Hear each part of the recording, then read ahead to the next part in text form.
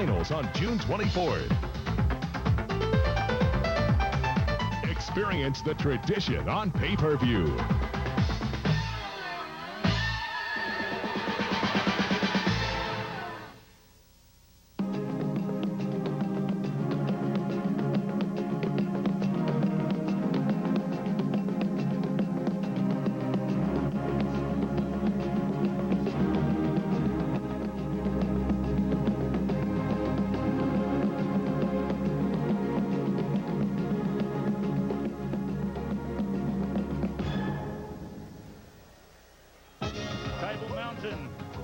Cape Town, mother city of South Africa, in the Cape Province, a beautiful scenic place with the Victoria and Albert waterfront, and there's an aerial view of Cape Town.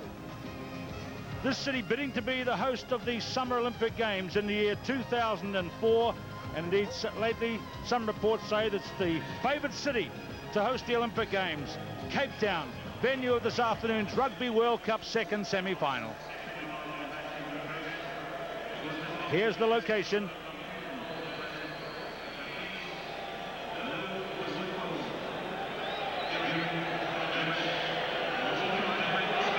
And it's a beautiful afternoon as you join us. Happy Father's Day in South Africa it is, as you join us for this afternoon's big match from Newlands in Cape Town. And you see what a completely different presentation it is today for the spectators and players to enjoy from the very difficult conditions in Durban yesterday when South Africa won their way through to the finals. Today it's shirts off for some and much more relaxed in the crowd before this afternoon's big game.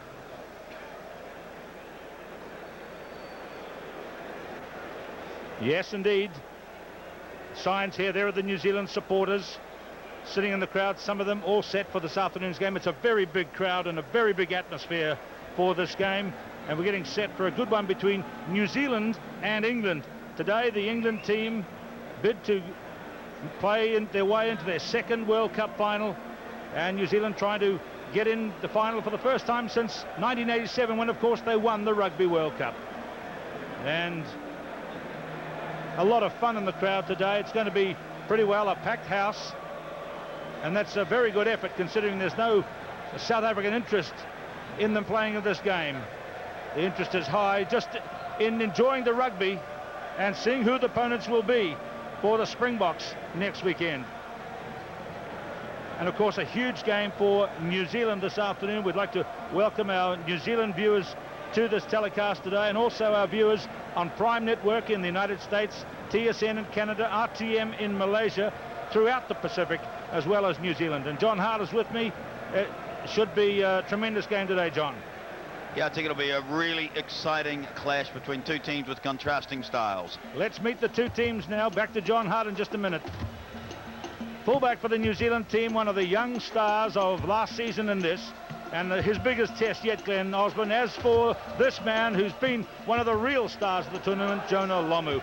Walter Little, the experienced midfielder, will be in the second 5/8 jersey for New Zealand, and Frank Bunce, who's even more experienced, 32 test matches, his second World Cup. Jeff Wilson onto the wing today, forcing out Mark Ellis, the in-form other winger. He's in the reserves today. And an important man in the New Zealand team plan will be Andrew Mertens in number 10, in partnership with his Canterbury teammate Graham Bashop. Today, Graham Bashop playing his 28th test. Into the forwards and back after missing the last game is Craig Dowd in the front row. Sean Fitzpatrick, the captain, will be the hooker today, playing his 67th test match, and completing the all-Auckland front row is Olo Brown. He'll be on the tight head side. Mike Brewer comes into the team as the blindside flanker, wearing number 6. There's the first of the New Zealand locks today from North Harbour. That's Ian Jones. Robin Brooke partners him. He'll be wearing the number 5 shirt. And the open side flanker for New Zealand, he'll be wearing the headgear, the scrum cap, will be number 7, Josh Kronfeld. And the vastly experienced Zinzan Brook in his 3rd World Cup will be number 8. The All Blacks are coached by Laurie Mains from the deep south of the South Island, the Otago province. Now let's meet their opponents today. The England team. Fullback is the transplanted South African Mike Catt, and Rory Underwood, born in Malaya, will be on one wing. Jeremy Guscott will be at the inside centre position, and the England captain Will Carling will be in the outside centre position, wearing number 13. and the second of the Underwood brothers. The scorer of the winning try, if you like, last week here to get through to the semi-finals, Tony Underwood. And there's the man who kicked the winning drop goal, number 10, Rob Andrew, MBE. Halfback is Dewi Morris, 31 years of age. And into the forwards for England, in the front row, here's Jason Leonard, who's the most capped England prop forward ever. There's the most capped hooker ever, Brian Moore, the one they nicknamed the Pit Bull. Victor Ubogu is the other prop forward for the England team. And into the second row, we look at the towering figure of Tim Rodby. You see 2 metres 01, a very tall middle row. Martin Johnson, 2 metres 04. He'll be one of the locks. Look at the height of this man, Martin Bayfield, 2 metres 12. That's 6 foot 10 inches in the old measurements. And Ben Clark, 1 metre 99. A real towering second row for England. And at the back is the vastly experienced Leicester player, Dean Richards. And there's the England coach, Jack Rowell.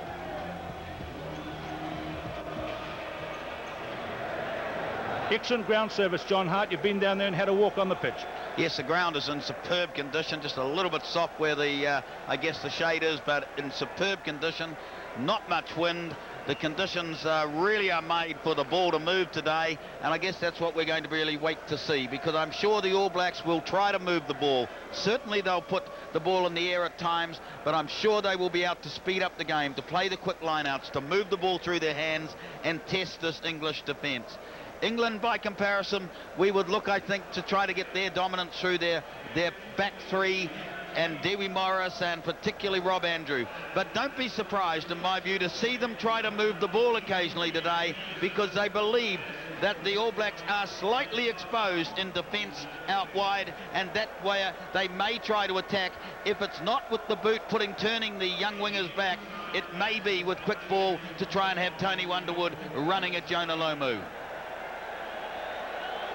So those are the prospects. The match is ahead of us. A place in the final is the reward, and a big crowd here at Newlands. This is the ground where the tournament began just nearly a month ago. A marvellous win by South Africa over Australia. Steph Neethling is here, one of the touch judges today, and down the corridor on that lonely walk, alone with their thoughts, everything's been said. The New Zealanders come, led by their vastly experienced captain, Sean Fitzpatrick. Behind him, Craig Dowd, back in the New Zealand team today, ahead of Richard Lowe. Bashop and Mertens, big Jonah with the 2 little nicks above his left eyebrow, which look like number 11, which is the number he wears on his back. There's the England team, they're out first. Sean Fitzpatrick will bring New Zealand on second.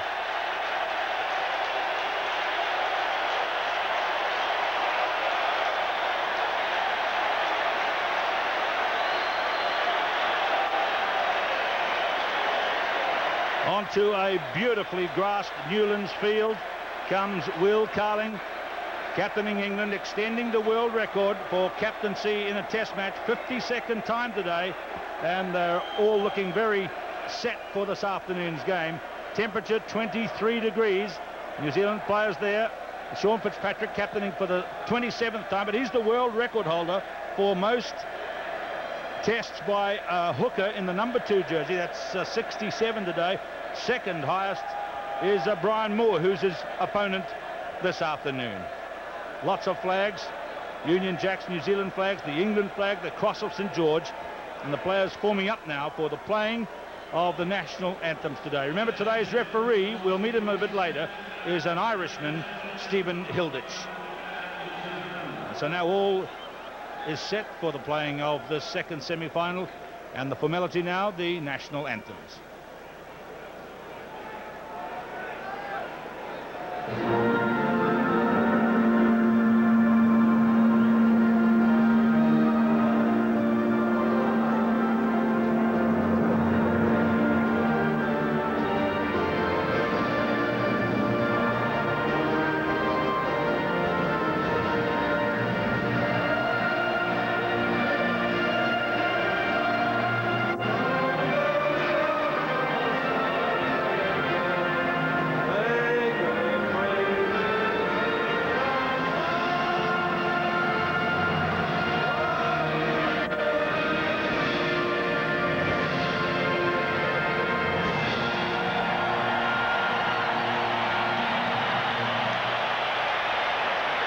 the biggest game of their life when you think about these young guys, and even players like Fitzpatrick who won the World Cup in the past.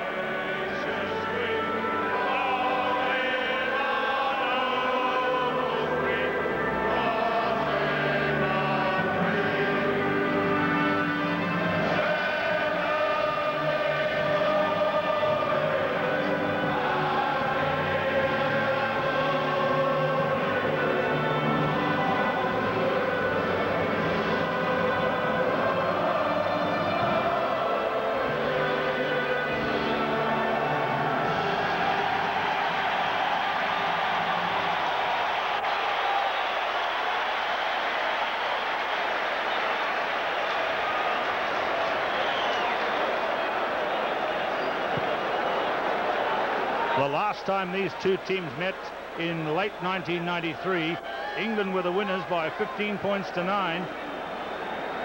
There were no tries scored in that game. Players like Zinzan Brook were there that day, and they're getting set for the haka now, and it's going to be led by Zinzan Brook, and there's big John Olomu. Mike Brewer likes to get out on the edge of the haka, and England is going to stand right up on the halfway line and face it.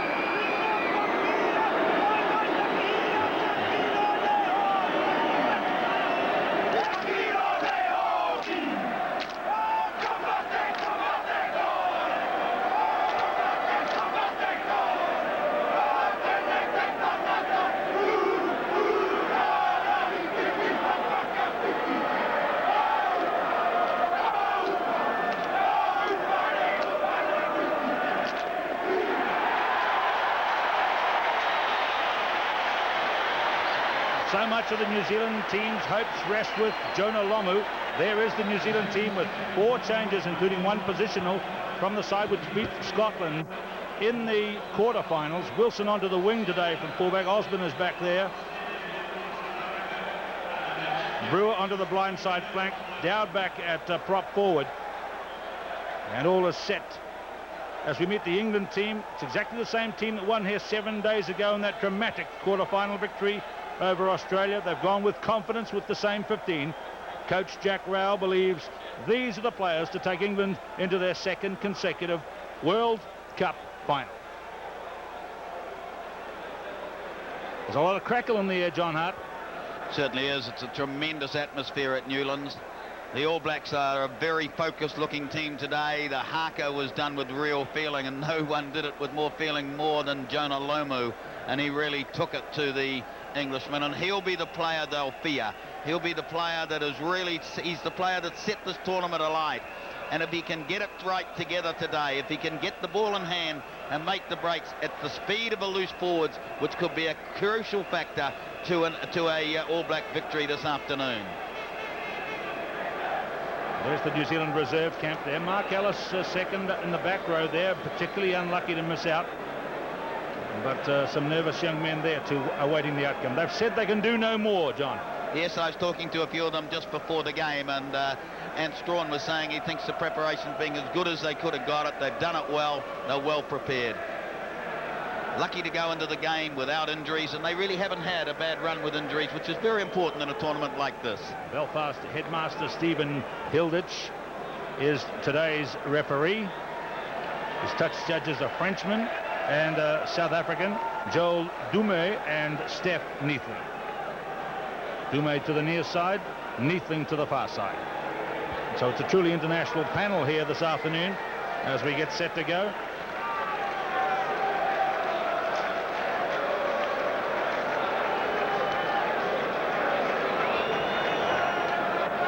So a quiet word there from Steve Hilditch.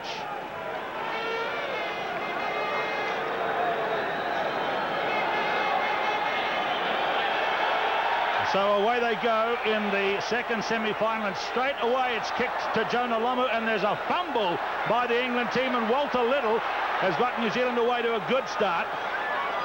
And there's a bit of holding back on Frank Bunsen. Did the referee see it? No, it's a knock-on by England. Excellent start by New Zealand. They caught the Englishman napping. They played the ball to Jonah Lomu's side, and a mistake by the English backs. All Blacks attack. Zinzanbrook is the number 8 forward. Number 9 is Graham Bashop. Out it goes to Mertens. Long ball out to Frank Barnes. It just went past Osborne. Here's Wilson, number 14. Good, confident beginning by the New Zealanders. Just a pass astray in the back line. But it's a positive attitude. And maybe the wingers like Lomu and Wilson are going to be in the action all day.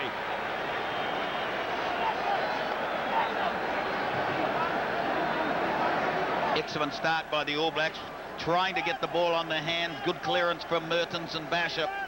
Bunch trying to make the outside gap. Vital line-outs. Now, can New Zealand win line-out ball? It's one of the big question marks. A lot will depend on the throwing of the captain. Can he get it on the calls to the designated man? And can they keep the game going? Fitzpatrick throws. Ian Jones got the tip. Bashop.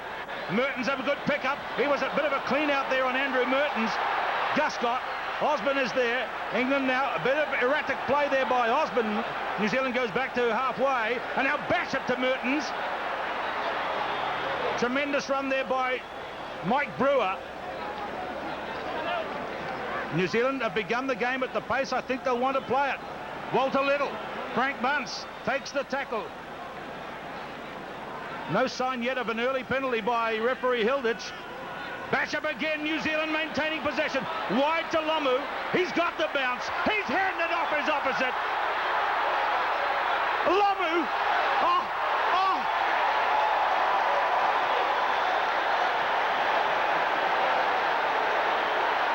All muscle and pump. He's over for the early try. 2 minutes into the game. Jonah Lomu.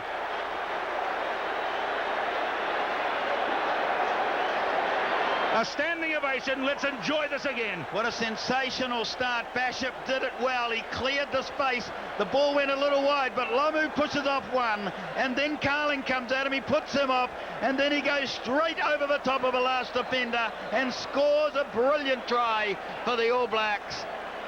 A magic start for the All Blacks. Watch Bashop managed to create the space on the outside. But Lomu had a lot of work to do. He pushed Underwood off. He's gone straight down the line. Carling didn't get near him. Off balance. Gets over the top of Cat and scores the try. It's hard to believe that this man just 2 years ago was playing schoolboy rugby. And now he's shocking and amazing and delighting the rugby world from whichever perspective you look at it. There's never been a player like John Olomu on the wing in terms of physical statistics, but what talent he has as well. Now the conversion attempt is from New Zealand's other young star, Andrew Mertens.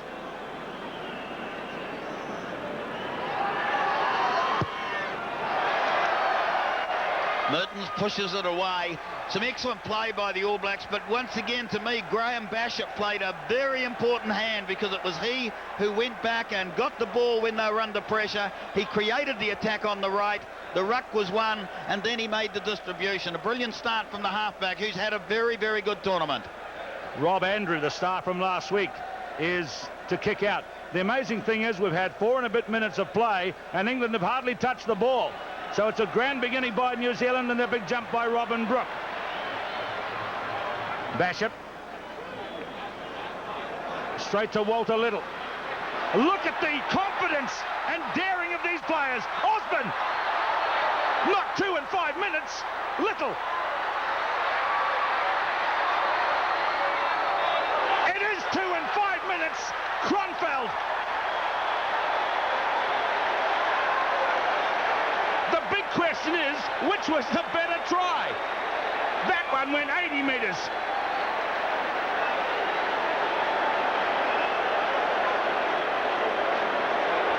The All Blacks are on fire. Watch Walter Little. The ball comes to him badly. He thinks about what to do. He goes through Guscott. Then he puts on the pace, and Osborne was in support. Takes the ball, he works Osborne, and then Osborne put on the gas.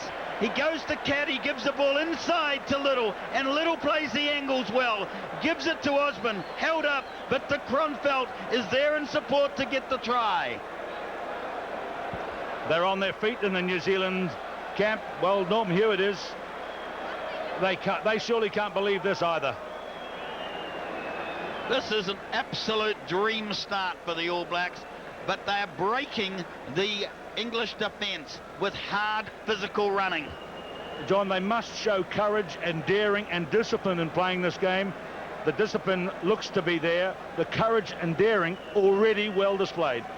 Yes, they really are controlled. They're in control at the ball, and they're backing themselves, and that's what they've got to do. They've got the ability to do that.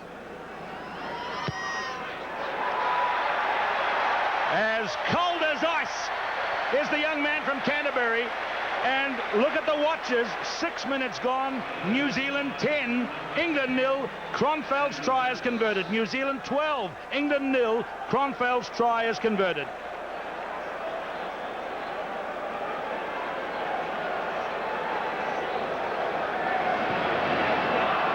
It's a sensational beginning by the All Blacks. But hold on. This is a very talented and experienced England team. And Andrew has drop-kicked for goal from where he kicked last week, just about. And this time it's a miss. Now, he's the key man behind the England team when they do get into this game, with that very sure, geometric kicking game, which we know so well from Andrew, with all the experiences he has in his 68 test matches so far. Mertens kicks deep. Morris is number 9 at halfway. Richards, they're holding it in the field of play. Ubogu into Fitzpatrick. Now here's where England is strong, but they're down by 12-0. And Rodber is dumped by Zinzanbrook. And Morris has it again.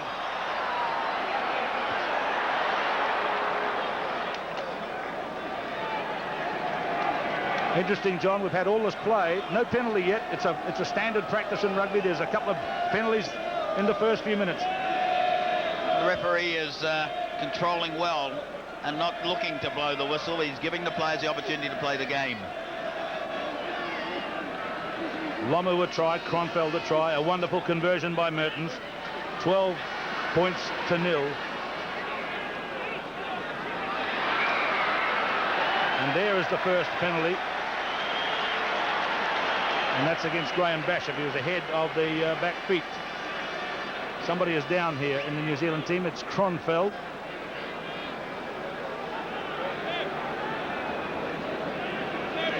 Interesting that early on you've seen the English focusing their attack on Andrew Mertens occasionally. Rodber firstly ran through him, and then from that scrum set move, Carling was given a short pass and ran straight at Mertens, trying to upset him and win the ball. Blair Larson warming up.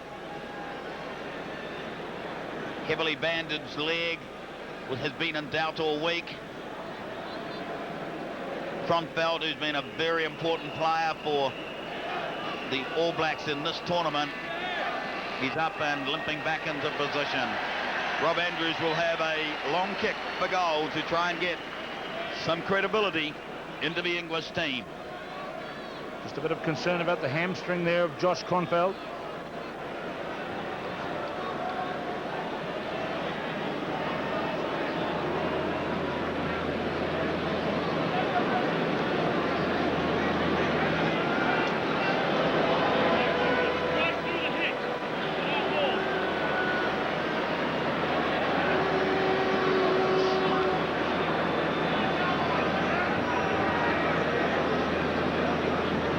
So this is a straight kick for Rob Andrew. You saw that statistic, 378 points in Test rugby, comes in with the crouched approach. And he has hooked that badly away. Now that is a surprise, and that's an indication that that early start by New Zealand is putting genuine pressure on some of these crafty and experienced England players. 11 minutes gone. Bad miss for England, because they really must get points to stay in this game.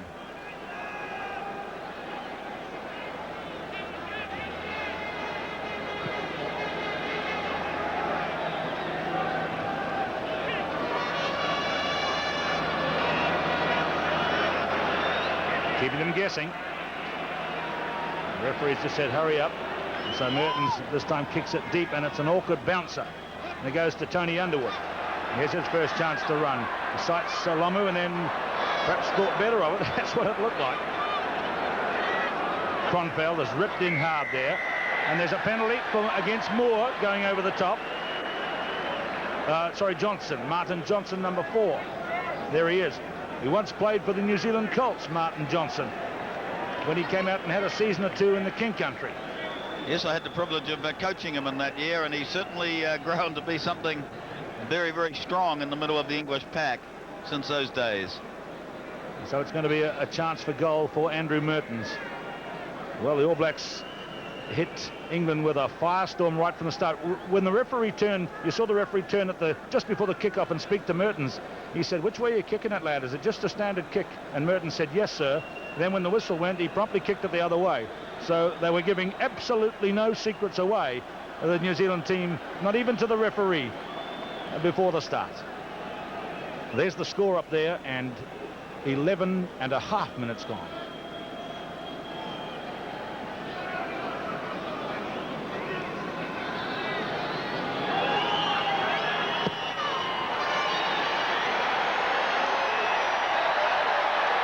So Mertens is well and truly underway, and the New Zealand team now continue to shock. The England team are now down by 15 points, and can you believe it? Nobody would have picked this, I dare to say. That New Zealand would be better than a point a minute after 13. So that's, you see where the sun is on that side of the field. It's difficult to catch there, and they've lost control of this one. Accidentally offside. England looking to get some momentum from that kickoff, but made the mistake, and now it's the All Black ball inside their own 22.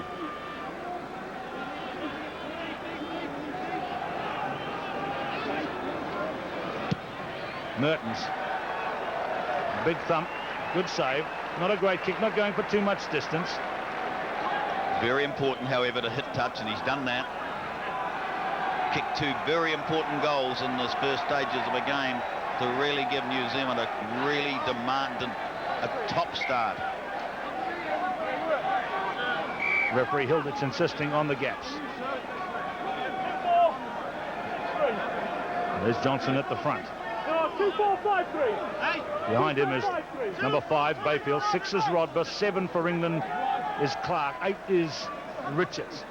Tapped by Rodber.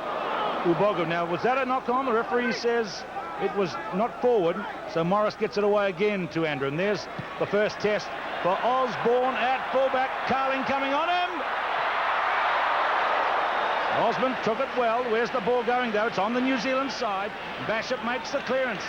And that's a good one by Graham Bashop.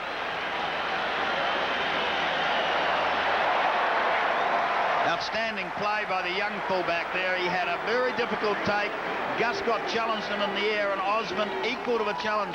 Not only did he make the catch, but he fell in such a way that his forwards could win the ruck ball for Bashop to put it downfield into the English half. An excellent clearance.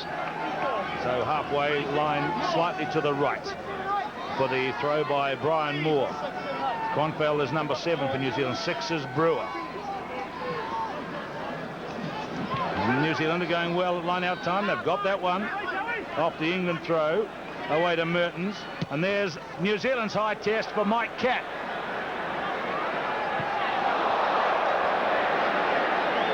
The referee has his hand out for an advantage. And the referee is saying that the player was attacked in the air in the tackle. Was certainly correct in the call when he was playing the advantage to see whether or not England got anything out of it, but Catt was taken out of the game. Andrews safely to touch on the far side. They're not playing much over near the cameras. There's the time gone, coming up to a quarter of an hour, and 15 points on the board for New Zealand. Lomu has seen the ball just once. What a try that was, followed by the brilliant 80-metre dash by New Zealand, and Kronfeld touched it down in the end. 15-0. This is a shock start by New Zealand. I would venture to suggest nobody would have picked this. New Zealand have started very well at line-out time, which is a vital part of the game for them.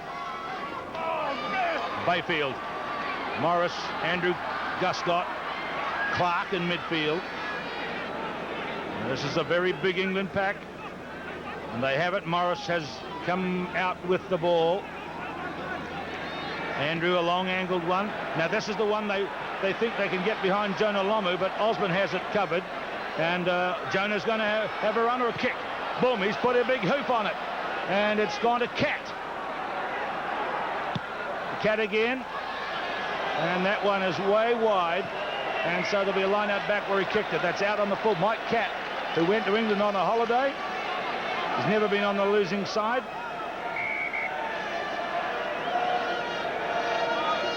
15-0, 16 minutes gone.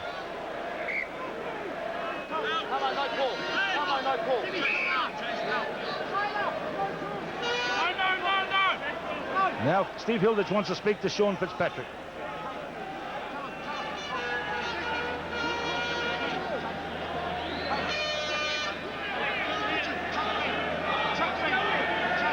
So that was about a little scuffle taking place in the middle of the field while that last kick down to Lomu's wing was happening. The referee just says to Fitzpatrick, quieten it. Johnson's got that one off the New Zealand throw. Fitzpatrick goes through, gets Morris. Very efficient England pack.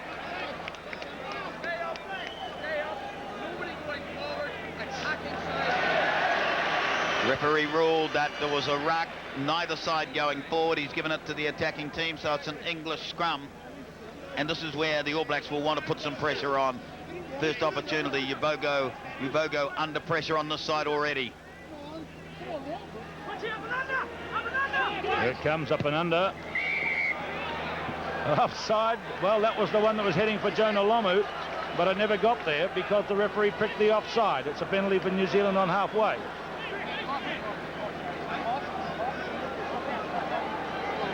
15 points to 0 if you've just joined this telecast. Not even a quarter of the game gone yet.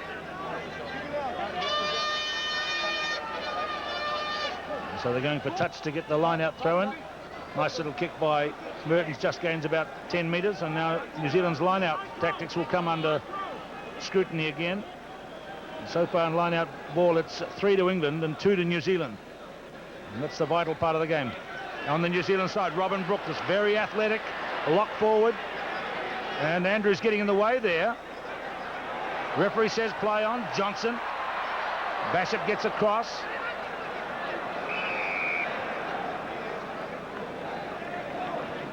A knock on, England scrum. Well, now the game is settled in. The England pack are working in a very vigorous way, but that early points advantage means England are going to have to work doubly hard to get into this game. New Zealand line out working well, Keith. I mean, that was a magnificent jump at the back by Ian Jones, and Robin Brooke capitalised on it to drive the ball into the mid. It's Ubogo against Dowd on the near side. Morris. A little one out towards Rory Underwood. Jeff Wilson is back. Oh, lovely push by Wilson to Osborne. Osborne to Brewer. And they are playing with confidence. That was a nice little delicate push by Jeff Wilson. And there's a nice kick by Bashop, which Cat has to use soccer skills. Robin Brooke then puts a big hoop on it. And look at that one, having the England players going back.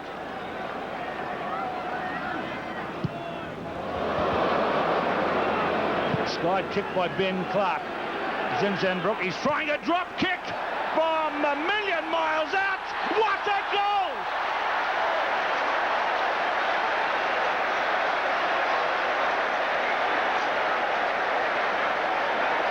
What an amazing goal by Zinzanbrook, and he is the perfect man for this. Look at that, about 38 metres out, he put the big hoop on it, and it curled in.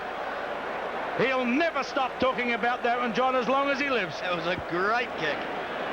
18-0. All his life, Zinzanbrook has fancied himself as a punter and a kicker of the ball. You remember that test match against the Springboks at Wellington last year? He had 2 drop goal attempts and they were beauties, but just missed. This one went over. All of the practice he has, every practice you'll see him looking to have a drop kick, and he got his chance then, and that will be demoralising for the English.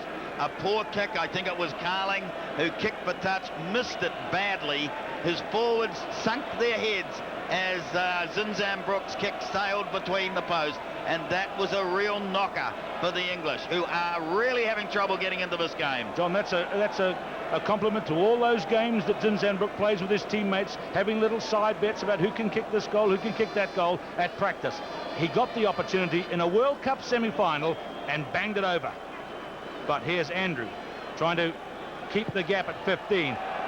They are really feeling the pressure, and there's no better example than when probably, arguably, the greatest goal kicker in the world, maybe at this tournament, has missed two very badly. 18 points to 0. A quarter of the game gone. The All Blacks lead.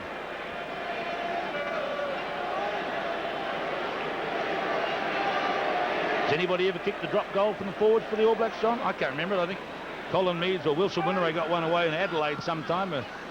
But good, that's amazing.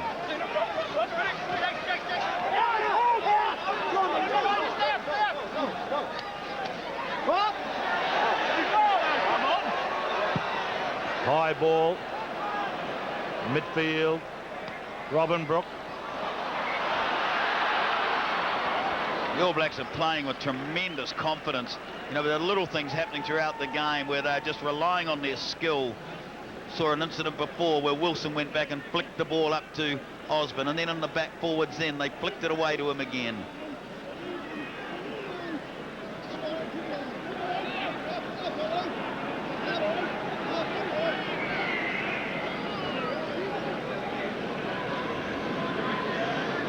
All Blacks putting the heat on the English scrum there, and if you had a look, they had two forwards off at one stage, so they really, that's what you've got to do to them. Bashop watched by Morris. Hyder Mertens, this cool customer banging it deep, but not attempting to find the touch. He wants Cat to kick it out or touch it down. And that's what Cat will do. So England now have to kick back at the New Zealand team.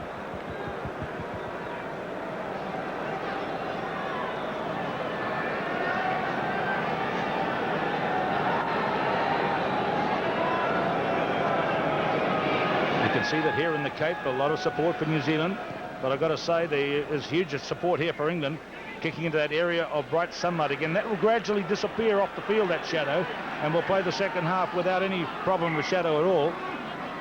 Whistle's gone.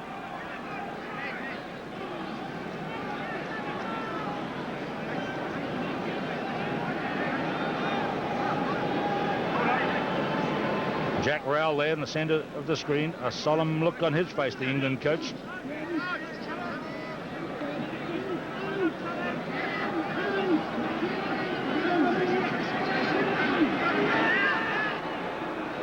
Zinzan-Brooks. Mertens into the backs again, Little, straight to Lomu. Punt stumbling around. The cheer went up from the crowd when Lomu got the ball. Coming again to Lomu way, but he's waiting infield. Bashop is aggressive, isn't he? Kronfeld, oh, tipped off by the fingers of Ian Jones. An advantage being played. Cat. Guscott. Tony Underwood coming across from his wing. Morris. Moore. Cat again. Andrew. Carling. Well taken by Walter Little, who knocked his ankles together. Craig Dowd down and up. Well done at halfway. Bashop. Counter-attack. Mertens to Wilson. 22-metre line. Mertens. England will get it, will they? No, it's on the New Zealand side. Zinzan-Brooks, he can pass the ball as well. Look at this. Right out to Osborne. To Lomu. Look out. Lomu in again. Superb pressure. Once again, superbly converted to points. Jonah Lomu.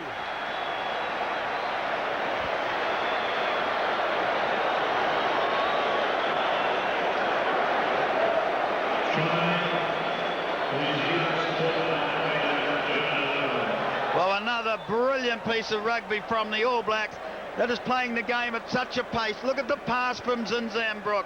Lomu had to beat Andrews, and Andrew was beaten, and Lomu a clear run into the post. But again, the All Blacks from their own 22 showed their ability to attack. Went down the flank. Wilson did it very well, and it was in Zinzambrook. He can drop kick, but he also passed the ball halfway across the track to give Lomu a clear run in for another try. And the All Blacks are absolutely on fire, and none of the backs in the English side can tackle this black machine today. 25 points to nil. The biggest losing margin England has ever had in a test is 27. Jack Rowell looking, well, composed, I suppose is the best word. Shattered might be another. Andrew kicks out. It's 25 to nil. 25 minutes gone. It's still a point a minute. And what a great game Basham is having. He never does the same thing twice in a row. Wilson and Rory Underwood. That was a good run down that wing a wee while ago by Jeff Wilson. Lomu, though, is awesome on the other side. Morris. Andrew. Osborne coming forward, so is Guscott and Cat.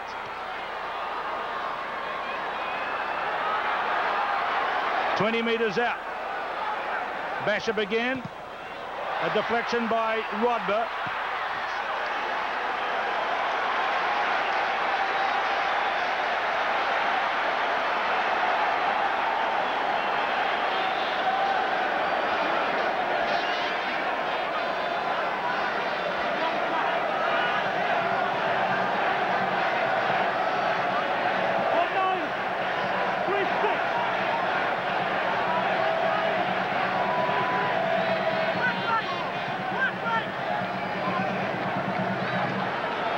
By Clark, number 7, and now he stands off. This is just 15 metres out. It comes to Clark, but they're fumbling. Now, did Andrew go behind a player then? He's kicked towards the corner. Wilson's got it covered. The English look to me to be disorganised. They really don't have any fluency. The forwards standing upright trying to win the ball, and Andrew gave himself very little option by putting that one behind the goal line. The All Black pressure's just too much for them at this stage, and they are not responding at all. Well, you look at these England players, and apart from the size, especially of the middle row, they have great personal statistics and records of achievement in the game. 28 minutes gone. 25 to nil. And that one seemed to go forward. It's an advantage for New Zealand. Basham. He bumps it to touch on the full, so the advantage is going to apply for that ball going from one lock to the other.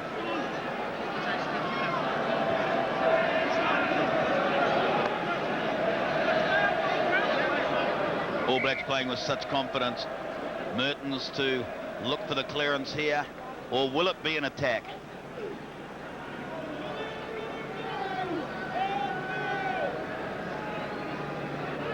Basham straight to Little for the long kick across field.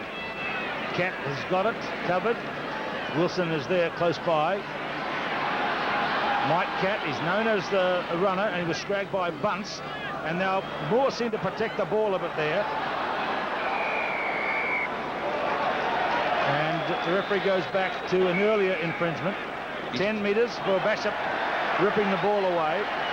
Morris takes it. They're not going for the penalty shots. Clark. Ben Clark, a big member of the Lions team in New Zealand in '93. Andrew in pass to Dean Richards, to Victor Ubogu. There's the 22-metre line. Morris. A fumble by Andrew. He's having a shocker. 2 big misses, a couple of wrong options, and a clean fumble under pressure there. Rob Andrew, named in the Queen's Birthday Honours list just 48 hours ago. Rob Andrew, MBE.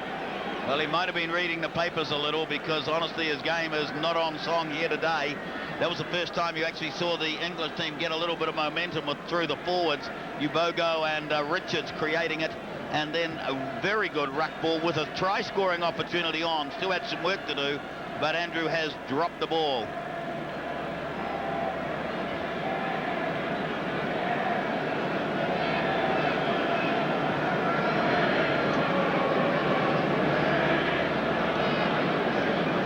Stop in the game.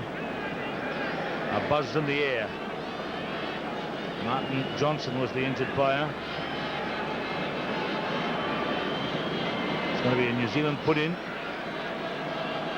Half an hour gone. 25-0. New Zealand leading. 3 sensational tries. Mertens. Cat. And look at that. England are just totally off the boil. Well, Mertens wouldn't have been happy with that kick because he did actually go for touch, but Cat has helped it on its way, and the All Blacks as well now get the ball to the line out.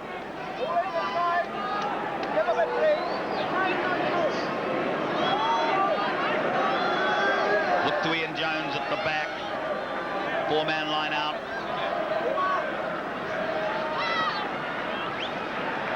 Jones couldn't quite get the second grab at it. It's gone to Martin Bayfield, the big policeman. And now Dewi Morris punches his kick towards Lomu. Tony Underwood coming at him. Lomu brushed him aside as though he wasn't there.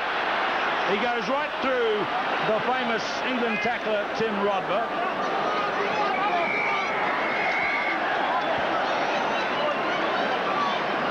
Basham is keen to maybe take this one, but Fitzpatrick standing there exercising a measure of control. He wants Andrew Mertens to take a shot for goal. But John Olomu did well here under pressure, pushes off Underwood, and then he sets off, and he takes another 3 Englishmen. First I think it might have been Rodber or Morrison, then it's Rodber here. He goes over the top of Rodber. Johnson comes in with a strong tackle, but critical. The All Blacks won the ruck. He hit the ground, they won the ruck.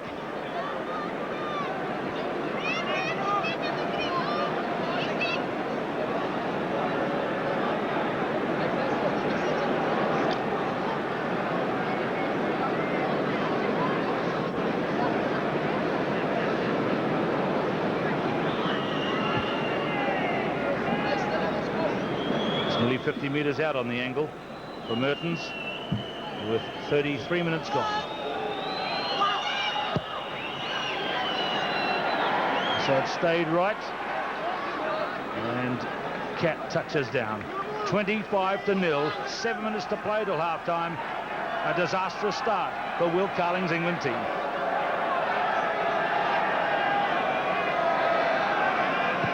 Well, they've never played under this kind of pressure before.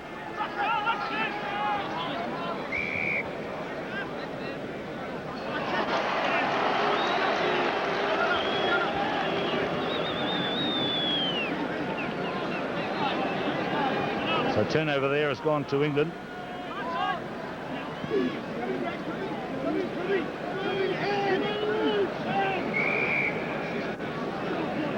Watch this All Black scrum. They're really looking to put pressure on Ubogo on this side.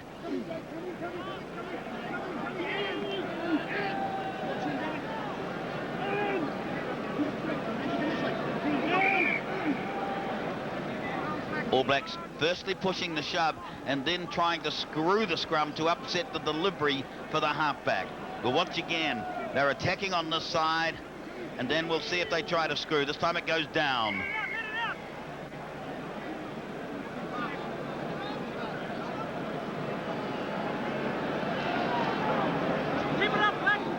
Referee having a nice discussion with the front rowers, and I think he's at least decided this time the All Blacks have said too much and gone too far down.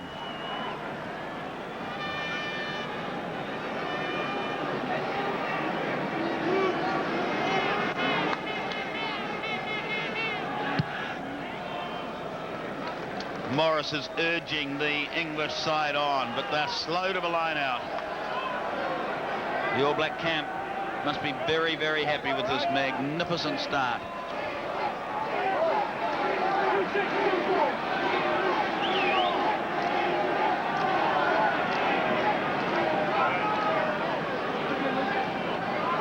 More throws. Outside arm, was it, by Johnson? Referee has not ruled on it. You must swing only with the inside arm, and a line out on that side of the field. That's your right hand. but they're mauling it now. It's in the possession of number 7, Ben Clark, at the back there.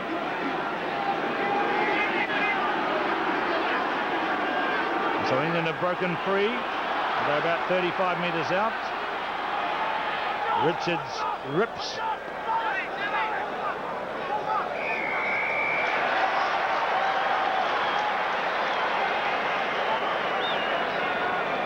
So that was against the penalty's gone against Krompelt. Yes, he was holding the ball as they were trying to get it back finally at the ruck. England, therefore, starting to try the mauling game to try and take the pressure through the All Black pack, but they're not going to score many tries doing that. And I just don't know whether they've got the armoury or the ability to run the ball consistently. Laurie Mains would have to be very, very happy with his excellent start by this supercharged All Black side today. Although again, on those coaches' faces, you can read very little into the emotions that must be turning them up. Jack Rowell and Laurie Mains, poker faced there in the stands. Now Andrews had 2 bad misses, but not this time. England are on the board. 36 minutes gone. They have a penalty from Rob Andrews, but it's New Zealand 25 and England 3.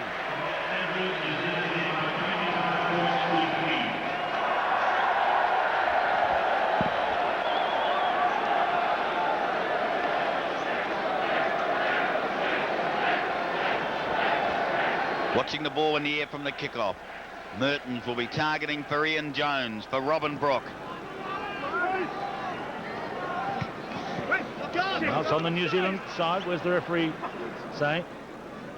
Tipped by one of the black team.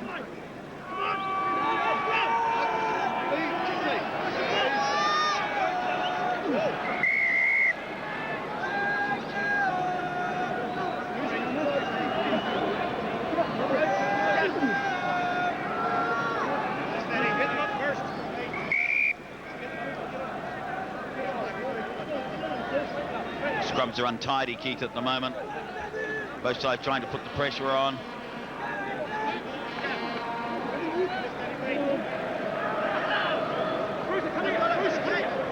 Kick coming up from Morris, perhaps. A belated singing of Swing Low, Sweet Chariot. And again, it's been taken around too fast. Fitzpatrick having the usual interchange of ideas with the opposite front row. It's good that we discuss things in these important games. I think he'd be getting the dominant voice in at the moment. Look at the 2 props there, John, right across the other way. He has penalised the All Blacks for that, and here's the penalty taken quickly by England. Morris. Carling. Bit of space here for Carling. Lomu. Tony Underwood. Lomu's coming at him. And Jonah nods at him. That was a lovely chase by Lomu. There was real pressure. 2 of the great runners of English rugby coming at him. Lomu did well here because Carling put Underwood slightly outside Lomu, and Lomu had to turn and chase, and he's certainly done that. And he's done it very, very well indeed. Frank Bunce has been called out by the referee.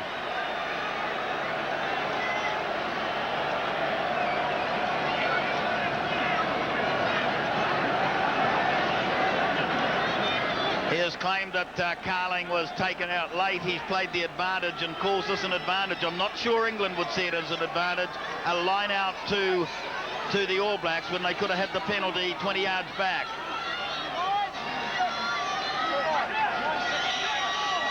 The All Blacks will want to go to half-time, not conceding any more points. A minute to play. Zinzan Brooke, who got that sensational drop goal, plus 3 tries and Mertens kicks. Knock on by England.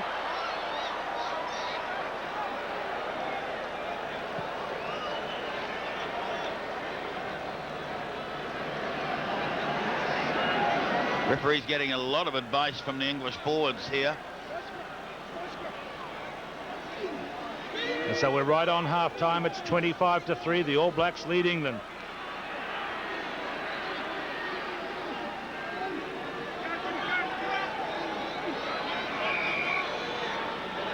Trouble in the front row.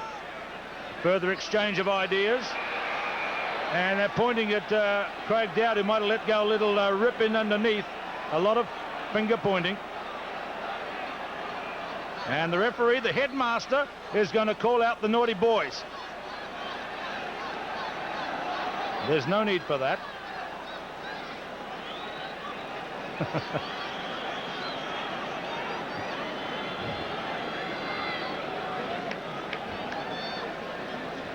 He's told he's told both the hookers that he's sure they weren't innocent in it. He's not sure what happened, and he's told the other two to keep their fist to themselves. So he's decided we'll just get on with the game. And then a little quip just to get them started with, which brought a smile to Fitzpatrick's face.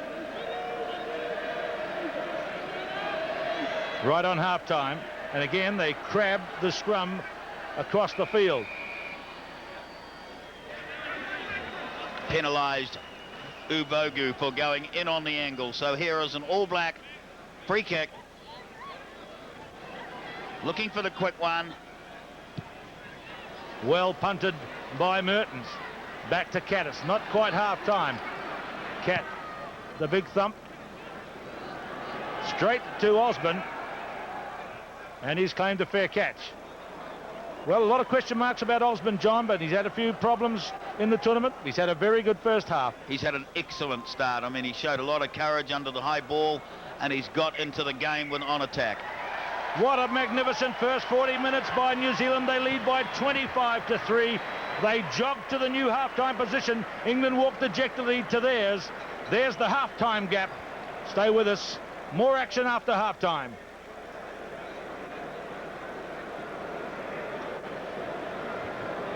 Well, everybody in the stadium is buzzing with what has been achieved, mostly by New Zealand in the first 40 minutes. John Hart, Jack Rowell has got a lot to think on as he walks out to see his team. Well, really the pressure that the All Blacks have put on with the ball in hand has been too much for England to handle, and at the stage the All Blacks are totally dominant.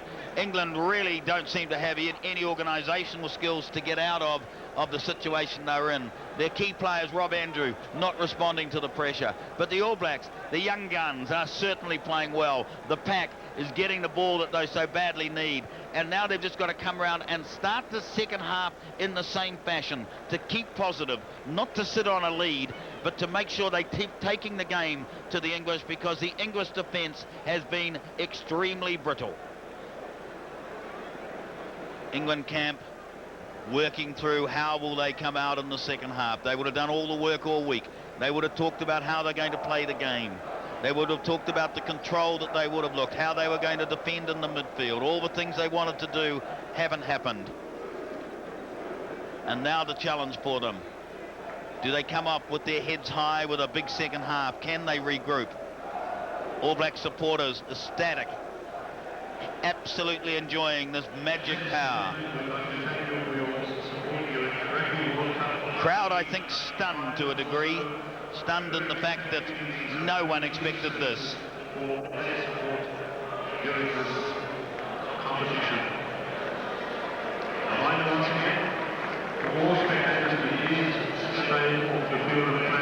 So in the half-time break, New Zealand reserves just keeping limber in case they're called into the game. And Strawn to the right, Blair Larson, Richard Lowe.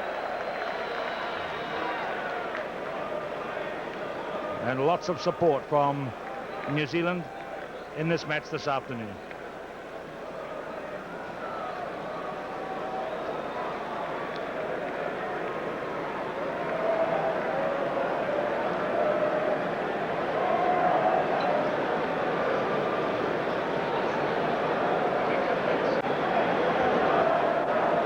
So there's the New Zealand coach, Laurie Mains, talking with Stephen Culhane. I wonder what that's all about. John, do you think he might come into the game somehow? Well, it looks like someone may have a slight injury, and Simon Culhane has been talked to by Laurie Mains to prepare for this second half. So there's Laurie Mains heading back to his seat.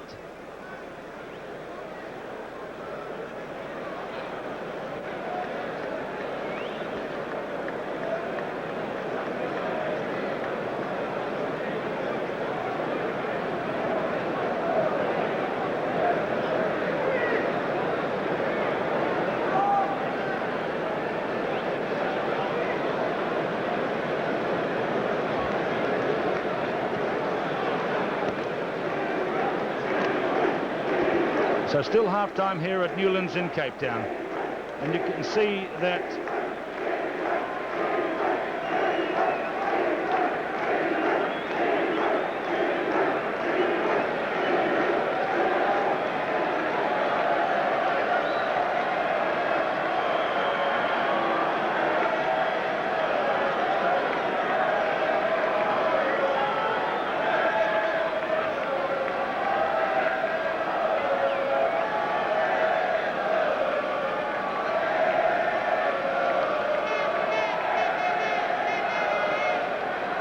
so Jack Rowell heading back to his seat as well, and under real pressure. England have 40 minutes to try to close this enormous gap New Zealand has on them.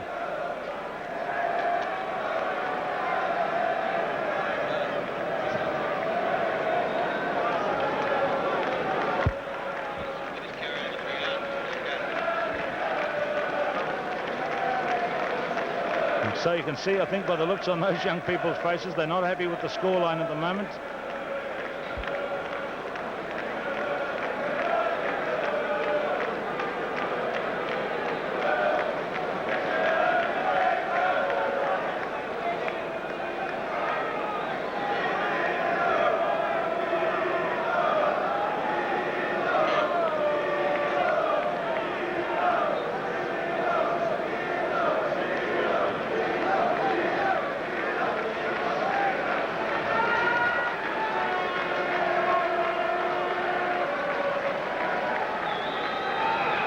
So the second half begins from Newlands. Rugby World Cup 95 second semi-final. New Zealand leading by the massive and surprise scoreline of 25-3. Offside play early in the second half. And the New Zealand captain is on the deck and slow to get up, Sean Fitzpatrick. New Zealand showing excellent control at that kick. Robin Brooke is really a master in the air, and he took control of it, and Johnson offside round the edge of the ruck. Good start for New Zealand. Want to keep this positive attitude to the game through the second half. One thing we've got to say, John, is that apart from those breaks where the New Zealanders got the tries, England have shut the game down a bit in the last 20, haven't they? Yes, but done nothing about it, Keith. It shut it down, but not for any purpose. So there it is for Bashop again, who's had such a control in the first half, and then a little push out towards Lomu, and Lomu's chasing hard, and the bounce has gone to little. Kronfeld, Lomu, 3 for Lomu. That's the second half start they were looking for, and Jonah Lomu continues to amaze the rugby world. 120 kilograms of prime lean Kiwi beef, and he's in for 3 tries. Brilliant display from the youngster, but there's some really good lead up here by Walter Little, and then Josh Kronfeld reads it brilliantly to clear the ball wide to Lomu, who's in space, and Carling can't bring him down. Excellent start from this All Black side, and the machine has started again.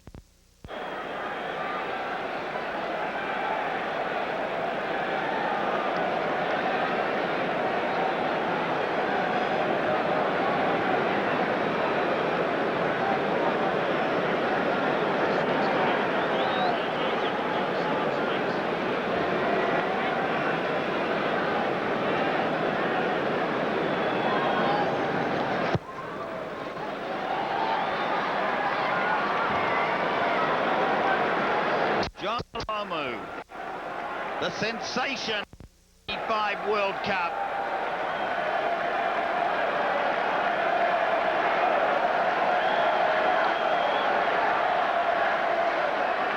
England, can they scramble something here, cobble something together in this hour of disaster against New Zealand? Here is a kick by Mertens, which was a bit rushed, but the bounce is interesting, and Mertens has got it. Bashop now to Zinzan Brook, and he's hooked that one out on the full. Would have been interesting if it had gone to Fitzpatrick's hand there. Such skill and confidence with the All Blacks. They really are taking him, and there was another display. Underwood and Cat letting that up and under bounce in front of them and nearly giving the All Blacks another chance to score. 30 points to 3.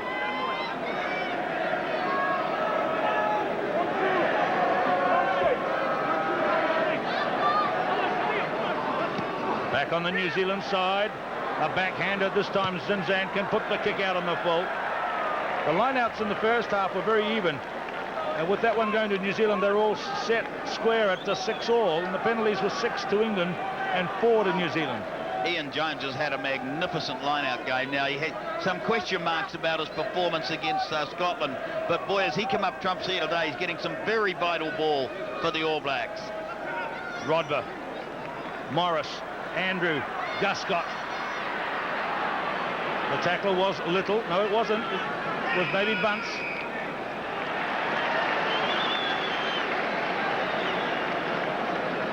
Montfeld, I think it was. The penalty is for going over the top. And they've taken the tack.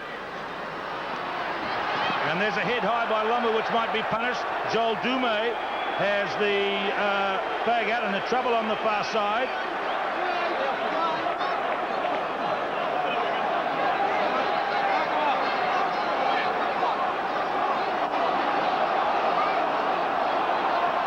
Well, the crowd is chanting off, off for something the referee saw originally. Referee Steve Hilditch of Ireland. A penalty for England. It was for the head high by Jonah Lomu on Tony Underwood. Now, they took a tap previously. And they're going to take a tap again. They're looking for 7-pointers. And they're not going to get them when they fumble like that. Ubogu lost it. New Zealand over the top. Well, clearly, an English side that are not used to running the ball are going to have trouble because those skills are just not there. And there they looked to bring their big forwards into a set move, set penalty. But it went sadly astray, and it's given the All Blacks a scrum.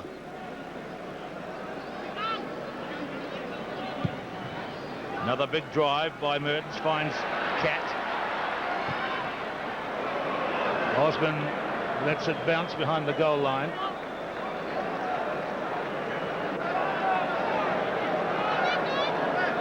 England can't win doing that. No point in just kicking over the goal line and giving the opposition the opportunity to have the quick drop out. A charge down there, went over the 22, but has now come to Bishop, and they kick it out. England have got no shape, have they, John? Absolutely no pattern to their game.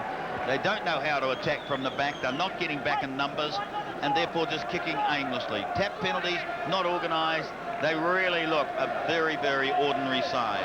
There's how even the lineouts are. Moore, Dean Richards.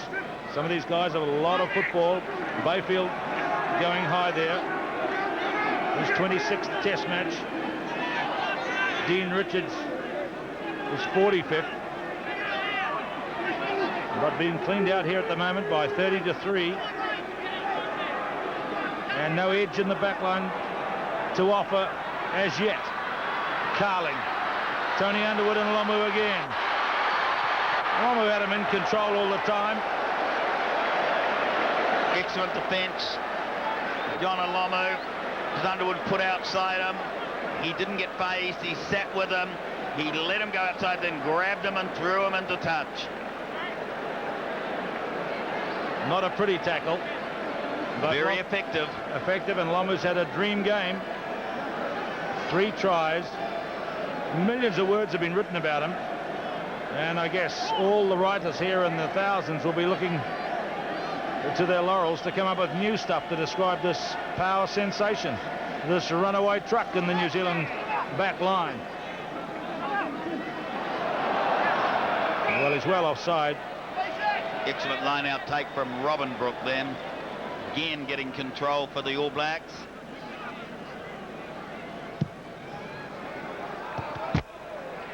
Well, there's not many people in rugby that are going to be able to stop John Alomu, and I'll be interested to see what the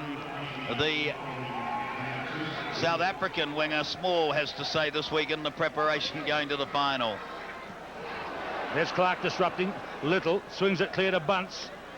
Bunce decides to take the tackle but rolls into a good position. Wilson, Bishop, a little left foot push ahead. Cat. And again that long drive by Cat, which is going to be comfortably fielded by Frank Bunce. Walter Little. And that's how well it's going for New Zealand at the moment. And you see those black caps there. They're from New Zealand support groups, and they're delighted with the play of Walter Little and others. There's a rugby club in Port Elizabeth called the All Blacks Rugby Club. You remember the story of them coming up to see the All Blacks in Bloemfontein? I'm told by them, the team organizer, that their numbers have gone up from 210 players to over 500 since the game in Bloemfontein. And some of them are here again today to support the New Zealand team. Complaints from both teams at that line-out time. It's gone to Richards. 22-metre line there. Andrew, a high kick. Wilson coming forward, so is Guscott. Well taken by Jeff Wilson. A good confident take. Remember early in the tournament he was tipped up and fell on his shoulder very heavily. Basham, the narrow side. That's Clark with Cronfeld going over the top. It's there for, well, it's buried tight. Rory Underwood. Andrew, again offering only the high kick. Zinzanbrook. It was Fitzpatrick, in fact.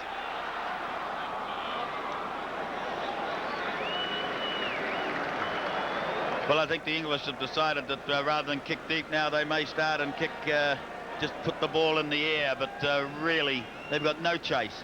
They've got no enthusiasm for the game. It's been taken out of them by this black juggernaut here today.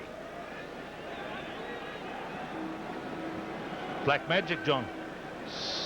Certainly. We've heard that before. No change to the score. Just the Lomu try in the second half. 25-3 it was at half-time. And now it's 30-3 to New Zealand and half an hour to play.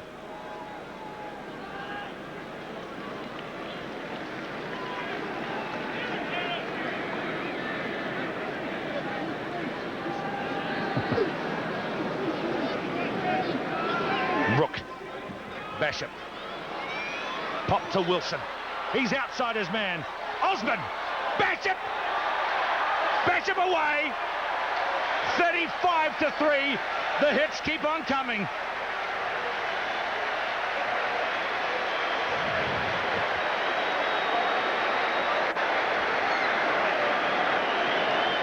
And how pertinent to me that Graham Basham is the try scorer. He's had a sensational game. He's put away by Zinzanbrook. He gets into space, throws the ball over to Wilson. Wilson does the work. He's got Osman in support. Osman takes the last man, and Basham has no one next to him other than a clapping Mike Brewer as he goes in untouched. Look how he Osman does it well. Cradles the ball, John. You watch. A well-deserved try. Graham Basham having a very fine all-round game. He is manipulating the attack from behind the scrum. He's been, to me, one of the very, very fine players of this tournament. Doesn't get a lot of recognition, but he's certainly showing it today.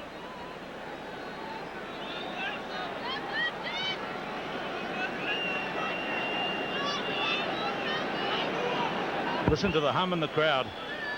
Mertens away. 35-3. England are just too slow. Every one of their forwards, I mean, that was a back row move, and their loose forwards got nowhere near their defensive call. And Basham cradled the ball like a little baby as he ran to the line. Andrew kicks out. 5 tries, a drop goal. 8 points from the boot of Mertens. 35-3. 28 minutes to play. This is a sensational result as it stands at the moment. Cat. Andrew bounces it to touch again. There was nowhere for England to go. Well, that is you know, two things there. They lack ideas on attack, but excellent defence by New Zealand. They covered the ground, they covered the holes, they got into the space, and they said to Andrew, you got nowhere to go but to kick for touch.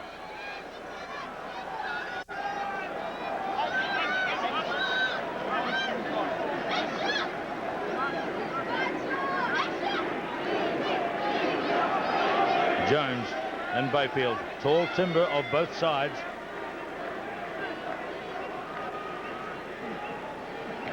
What a jump there. Lifted. Well, he seemed to be in the clear to me, but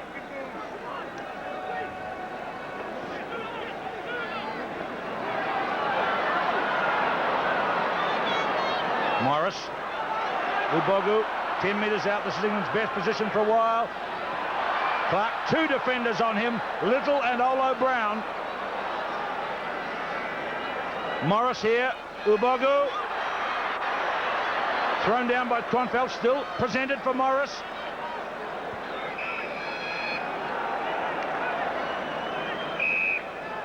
Craig Dowd is going to be called out by the referee.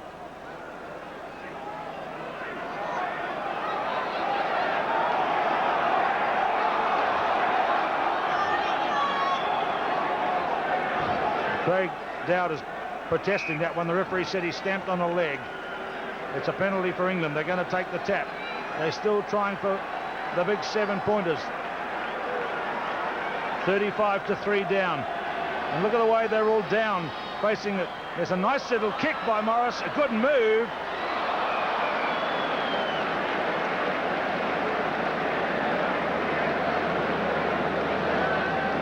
Knock on and goal. 5-metre scrum. Seen that move used before. I can't understand the ruling. Surely this should be a dropout. Knocked on, and he's given the scrum to the All Blacks.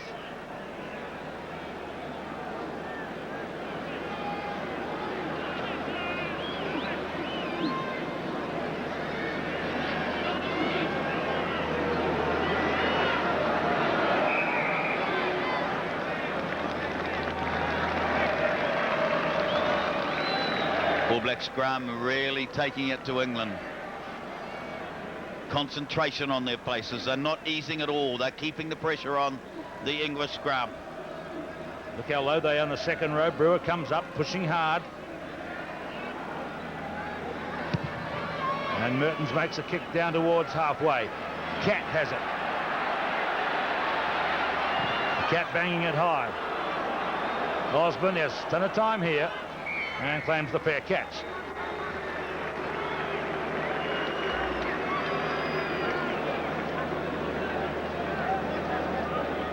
Well, it's been said about that England forward pack. They're so big, they block out the sun. Not today.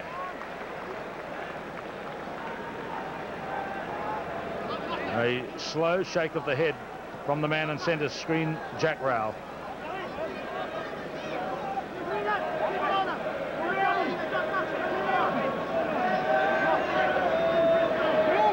That in fact is a territorial advantage in the second half. It's been poorly used by the English.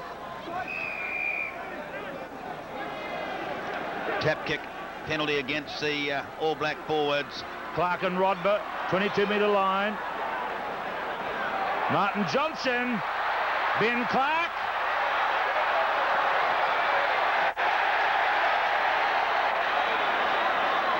Referee's call for a scrum. Great defence, New Zealand. They were under pressure then. 3 charges through the forwards. Clark's body was a little high as he went in towards the post. We'll keep an eye on it. But there were plenty of black jerseys there to hold him up and to make sure that when the ball went down, it was down on their bodies underneath. What can they do? Can they construct a try?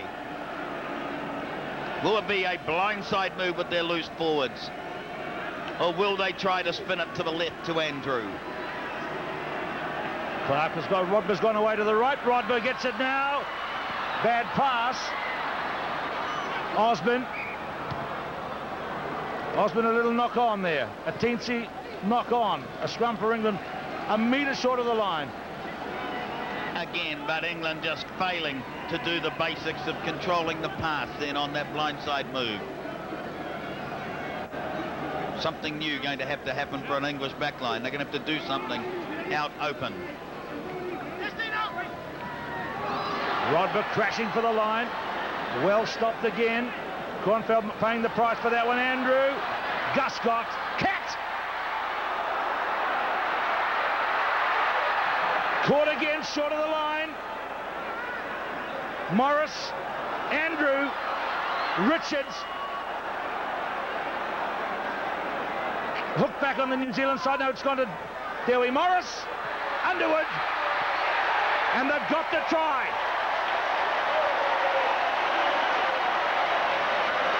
Rory Underwood. but there's no celebration. Consistent pressure there from England. They finally got the try, but I'll be interested to see the replay, because I thought Underwood might have gone into touch. Morris has thrown him a long pass. He gets hit in a tackle by Osborne. It's a matter of whether he gets his ball down, and I'd say he's clearly in touch first. So a bit of luck running England's way with a try to Underwood. His foot was over the sideline before the try was down, and so a bit of luck has gone England's way. 35-8, New Zealand lead the kick to come.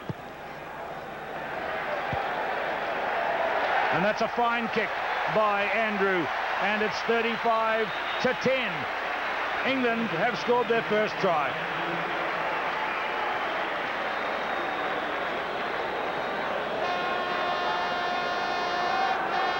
The All Blacks won't be happy with the English getting that try, because that's their pride in their defence, and they have defended magnificently today, but finally numbers, they were outdone for numbers, and Underwood got the try, although clearly his foot in touch.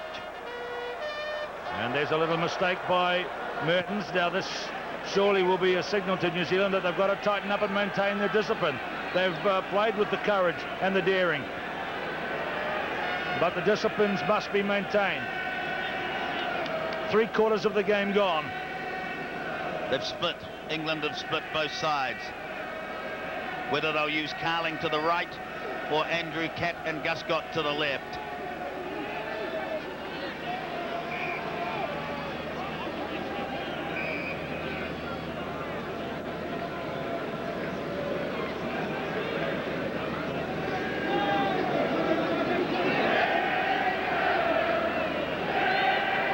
Fumble by Rod for New Zealand. Zinzan Brook at halfway. Catt coming across. Good bounce by Brook. Great skills by the All Black number 8. Might have hurt his leg then when he got tackled, but great skill. Basham did very well then, getting in and interfering with Rodber's ball. But I do think Brook might be having his problems with his leg. He signalled towards the bench.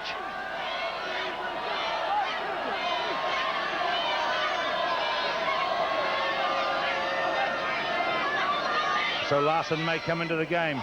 Basham. Mertens straight to Lomu. Lomu to Little. Kronfeld and Brewer running fast to join. That was a slick move and a lovely pass by Lomu. Beautiful pass by Andrew Mertens. He missed his second and centre, and he hit Lomu perfectly on the outside and had Little coming in support, but that time Carling's defence handle stopped. Here's Blair Larson warming up. 22-metre line.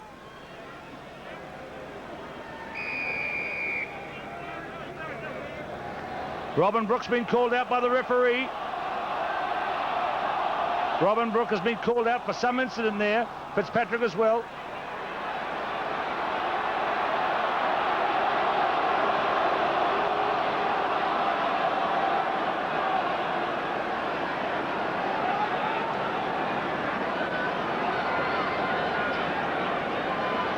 An official caution for a punch thrown from the second row by Robin Brook, which hit a prop.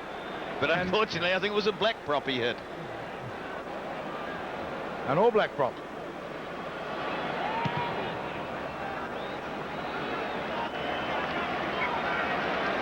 And so there's been a couple of cautions issued.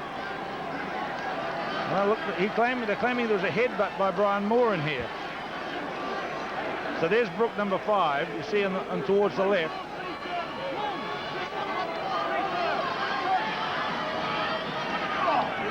Well, the result of the game is on the scoreboard. No matter what happens in those close quarter exchanges, it's all there on the board. 35-10, 17 minutes to play. Zinzan Brook certainly in trouble, I think.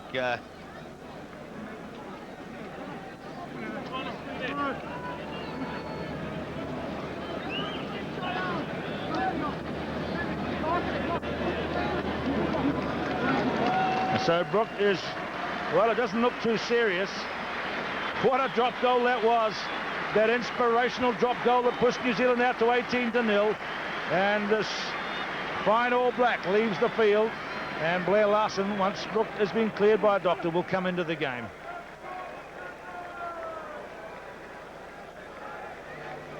And look at this. Little secrets being passed over to Larson from Paul Henderson, who is sitting up in the stand next to Laurie Mains.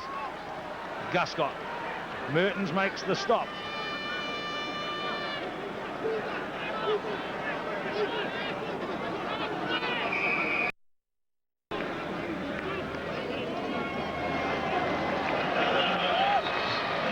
So you'll see number 19 come on now, Blair Larson. And so he's going into the side of the scrum, and Mike Brewer heads to the back. England again with a big open either side. What are they going to do? They've made the space on the right. And Carling's left it behind. And Tony Underwood makes a dash. And Robin Brooke tackles. And Dewey Morris goes hunting. Morris. Richards. Rodber. Morris again. Frank Bunce envelops him with the tackle. It's gone between Brian Moore's legs to Basher, to Larson. Little.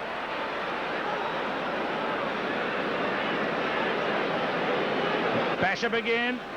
Osborne is up. Jeff Wilson. Inside Rodber.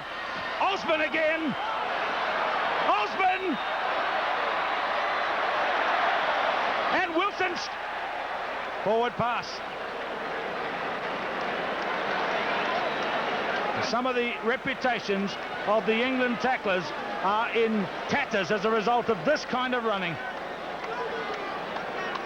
Well, Osborne made a brilliant run, but maybe he should have passed inside, because I'm sure a try would have been scored had he cleared the ball inside. But this English team, they've had to tackle and they haven't made them. Brian Moore, I think, looking back to that ruck, will be on a Minty's ad for sure, as that ball went between his legs while he stood there.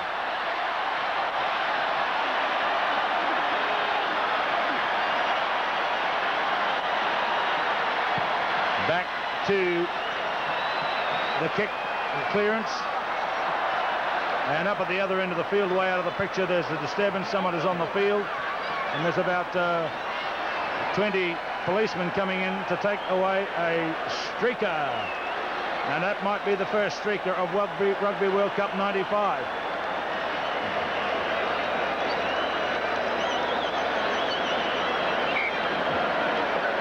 Now the referee has quietly expressed an opinion to Sean Fitzpatrick. What a disappointment it was. He says it's always a man who streaks. And look at them with Zinzan Brook at the ankle. The ice is going on. There's another match to be played, perhaps.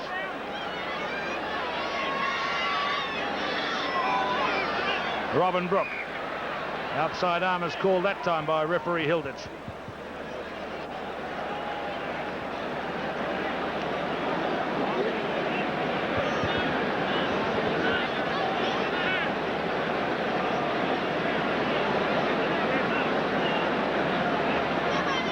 Tim Rodber. Clark. Richards. Bayfield, all the big ones in there. Andrew.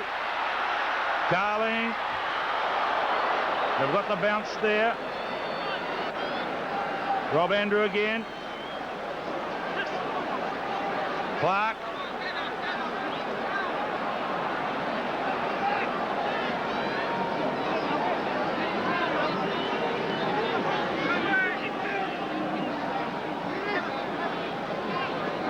Dewey Morris. Carling. And Carling has scored a try after getting the deflection from a kick to touch. 35-15, 12 minutes to play.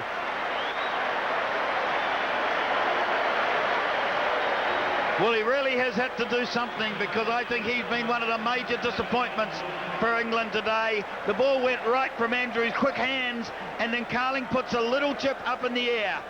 The ball is tipped in back into his arms, and he gets a free run into the corner.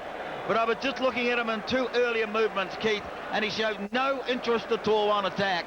And he's been a very, very disappointing captaincy display in the midfield from Will Carling today. Andrew with the conversion attempt.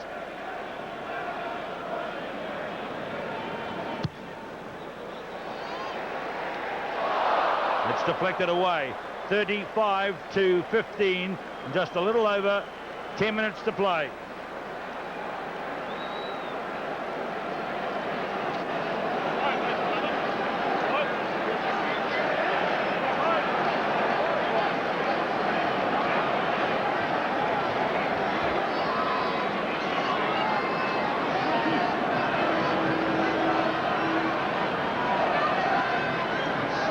So there's concern about the Achilles tendon, I think, of Zinzan Brook.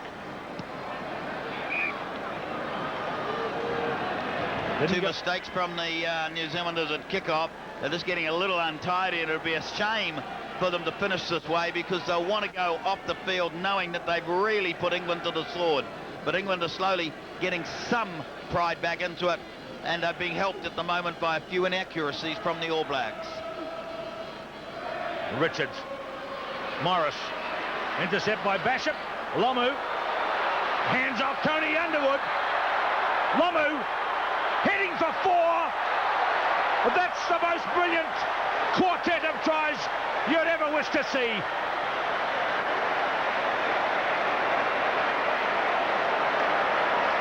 Remember the number 11, it's etched in his eyebrow, and he gets his 4th try. Watch him here. Some good work by Basham. He gets his hands on the ball and quickly turns the attack, and Underwood beaten on the outside clearly, and Lomu decides inside cap. The try line's there. A brilliant exhibition by the young winger, but how he was helped by his number 9, who's had one of the sensational games at halfback. Lomu, all power, all step, no opposition. He leaves him behind as he goes in for try number 4. And New Zealand are running into the final of World Cup 95. They lead by 40-15.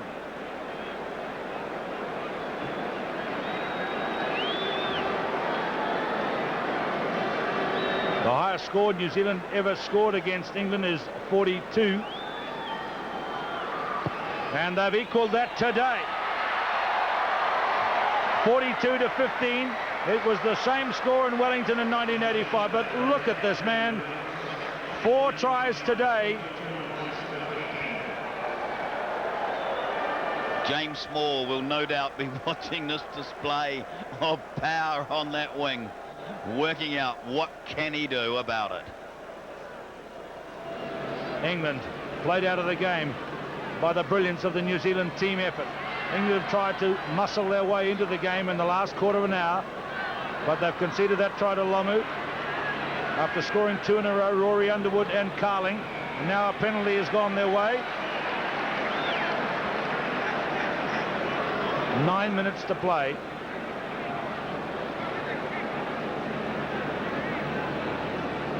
Penalty count is 2-1 against New Zealand. It's 11-5. 2-1 in ratio, 11-5. England going to try another tap move. But what have they got on?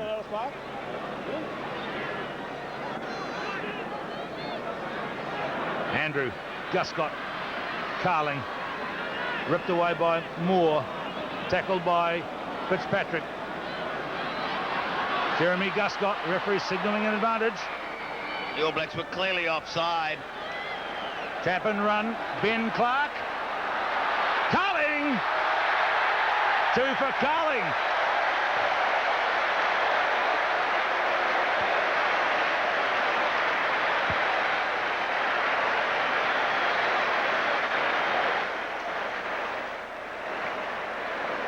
Still no smiles, no celebration. Brave flags waving.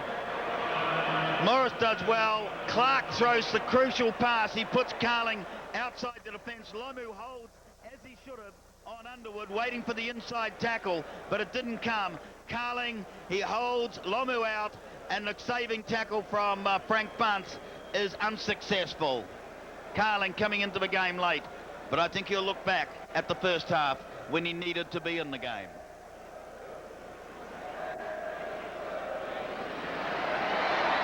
Andrew adds the conversion. 7 minutes to play. 2 tries to Will Carling. 3 of the last 4 tries have gone to England, but it's still a 20-point gap against Jack Rowell's team.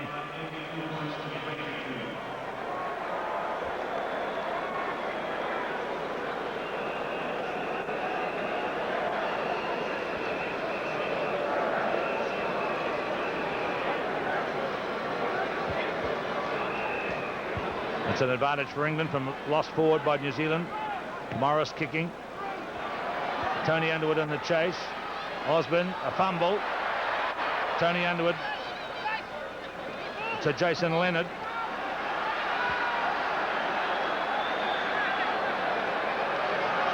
He's been a sparky little customer, Di Morris. And there is Clark and Ubogo. England playing for pride now. And there's Leonard taking out Jones, I think it was. Big Bayfield is caught. 22-metre line. Morris again. Andrew. Rodber. Kicked away by Bishop. Cat is back. Cat finds Guscott. Guscott going straight. But look at that from Jonah Lomu in defence on Clark.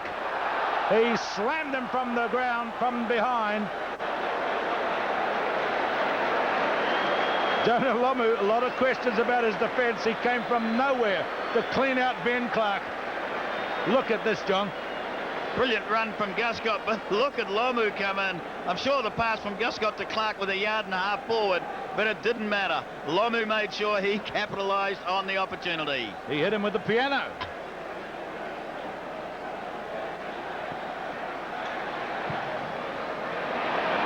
Great kick, Andrew Mertens. He really punched that. John, there have been very few lineouts in the second half. Yeah, interesting. The game has been very, very quick in the second half, and I'd say those forwards will be very, very tired, and that's why the game's opening up, I think, Keith. That's why you're seeing the break started to be made. England starting to break the line a bit. Fitzpatrick got an injury at the moment, a bit of concern in the New Zealand camp. Well, Andrew Mertens has 3 conversions and a penalty goal. 97 points in Test rugby. And can he get to 100 in his 5th international? In fact, it's Mike Brewer who has the problem. So he's done something to a collarbone. You see Fitzpatrick signalling into the little hutch where the New Zealand reserves are. Richard Lowe and Norm Hewitt tossing up for going on.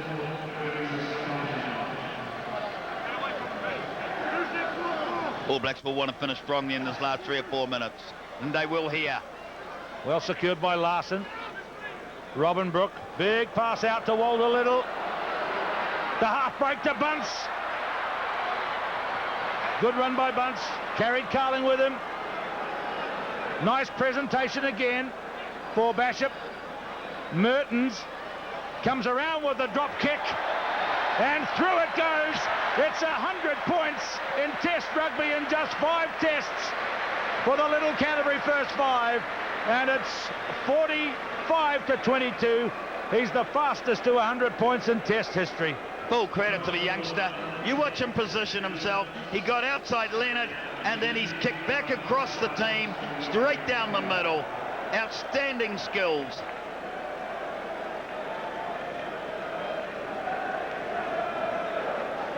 So that's the biggest score New Zealand have ever clocked up against England.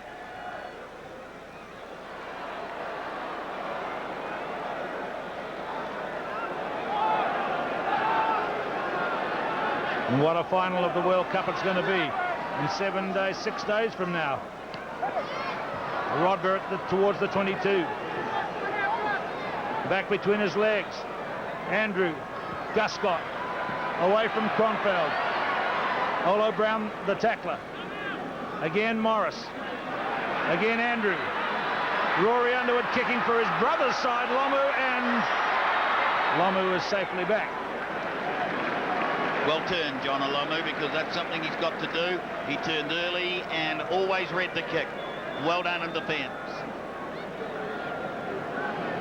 Pretty tired, both these teams now. It's been a very frenetic pace in the second half. 3 minutes to play. Andrew Mertens. I'm going to ask you a hard question in a minute, John, about where do you think this victory sits in the recent history of New Zealand rugby. 45-22 in a semi-final against England.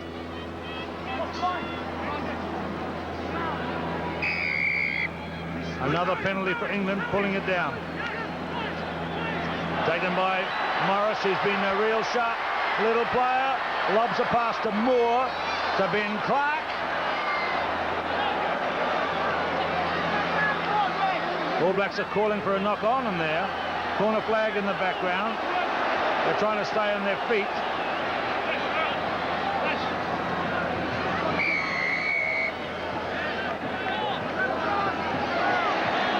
Over the top. New Zealand just hanging on really in defence here. To answer your question, Keith, this has got to be one of the greater victories that New Zealand's had in recent years because of the way they've achieved it. They've used both back power and forward strength, and they've had a lot of skill, and they've used the ball well. It's a great team effort, and that's all you can say. And that's the only way you win a World Cup, is to have a comprehensive team display. Here comes the tap. England still trying to get points. Martin Johnson is caught short. And it's there again for Morris. Andrew. Carling. Frank Bunce has him. In goes Kronfeld. It's there for Tim Rodber. To Morris. Rory Underwood. Well, referee's given a try there, but did he cross behind one of the players? Yeah, there's clearly some shepherding, and Wilson was taken out. But full credit to England. You know, they have really kept going, and none better than the little halfback, Dewey Morris. He really has kept trying and trying. Watch the ball here. Rodber throws it to Morris, who throws a wide pass to Underwood. Underwood comes inside, but clearly Guscott took Wilson out and opened up the passage for him to score the try. 11 tries to Rory Underwood. He's now the top try scorer in Rugby World Cup history, and he's the second highest of all time with 47 in all his tests.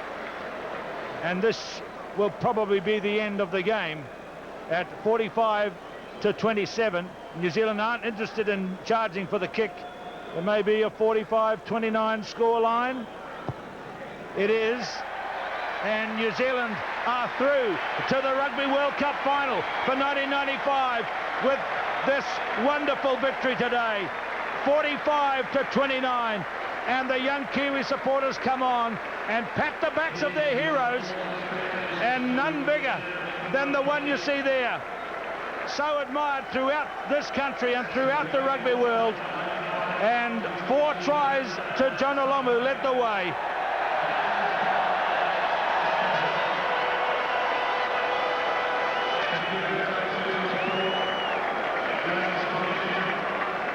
Tremendous victory. And Lomu off shaking the hands of the England team. And boy, they know they've been to the races.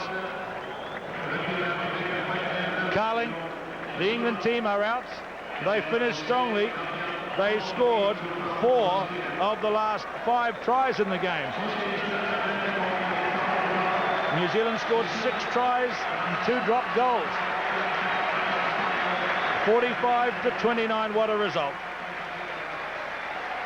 And so in the next weekend's play, it'll be South Africa against New Zealand, the dream final that this country has hoped for as they host their first ever World Cup tournament.